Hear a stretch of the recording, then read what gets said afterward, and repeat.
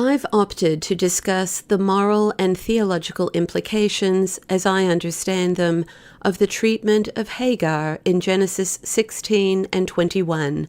This story, although complicated and troubling in many ways, is also a significant story in helping us to see the great love of God for all people, as it is primarily a story of God's faithfulness and restoration in spite of horrific and immoral human choices. It is one of my favorite Old Testament stories that shows that God sees, provides for, and is present with each and every person on the planet. Hagar is treated as property by both Sarai and Abram. She is identified as an Egyptian slave.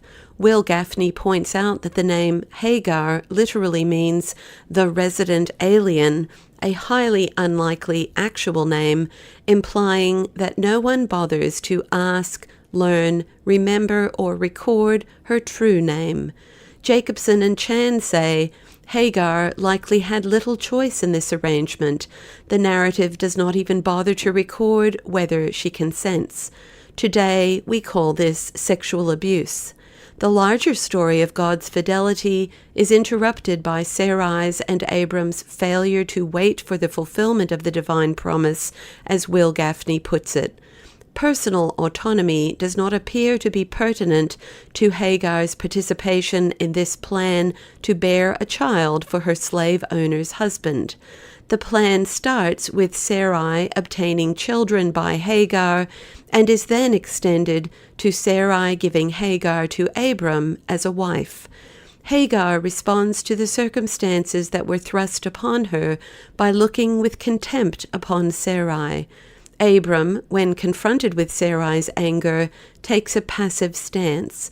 Even though Abram does not do a stellar job of being a father to the child being carried by his pregnant second wife, there is a huge and beautiful theological lesson tucked into this part of the story, as Ellen F. Davis writes, "In every circumstance and beyond all reason, God can be trusted with the child, for God's heart is wholly the heart of a parent." Abram's passivity essentially gives Sarai misplaced power, a dangerous gift to someone struggling with offense. Sarai deals harshly with Hagar, the Hebrew verb being the same as that used for the Egyptian oppression of the Israelites, meaning that Sarai physically abuses Hagar, resulting in pregnant Hagar running away from her. There are many beautiful theological implications in this part of Hagar's story. I see several contrasts that highlight the goodness of God. Sarai and Abram use Hagar. The Lord shows love to Hagar. Sarai abuses Hagar. The Lord blesses Hagar. Sarai pushes Hagar away. The Lord seeks and finds Hagar. Sarai and Abram ignore Hagar. The Lord speaks to Hagar. Sarai and Abram cause Hagar pain. The Lord gives heed to Hagar's affliction. Sarai and Abram treat Hagar as though she were invisible. Hagar encounters God and names God El Roi, the God who sees me. Will Gaffney points out, this naming of God by a person is without precedent, nor is there any following example of someone naming God in the Scriptures. It is also notable that Hagar runs away from her mistress Sarai to a spring of water in the wilderness, as this is a theme that will be repeated later. Even though Hagar carries and gives birth to her son, and even though she is by this time already married to Abram, only Abram is named as the parent. Hagar bore him Ishmael. She continues to be treated as less than. For the second time, Sarah pushes Hagar away, this time sending both Hagar and her son Ishmael away. Jacobson and Chan describe this as a chilling act on the part of Sarah. Will Gaffney notes, Hagar's status as slave rather than as wife dictates her fate. Those who own her body use and discard it as they see fit. Hagar departs with her son and goes into the wilderness, but instead of going to a spring this time, she wanders about in the wilderness. Abraham is not as passive this time and sends them off with a few provisions, possibly because Abraham has just been told that God will make a nation of Ishmael also.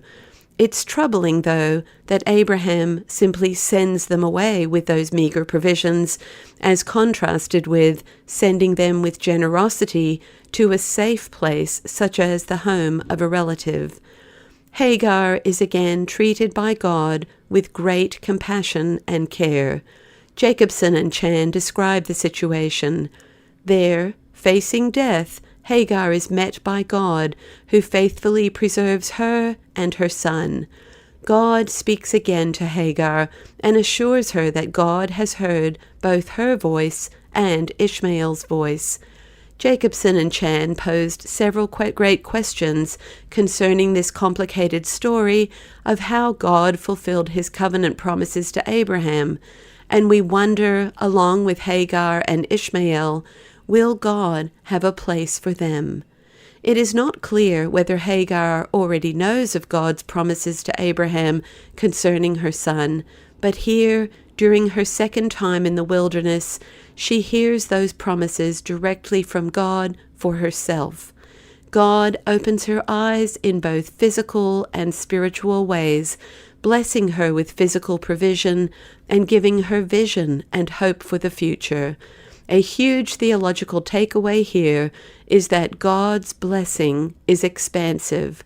In spite of Abram's and Sarai's impatience and choices, God extends his blessing to all of Abraham's children.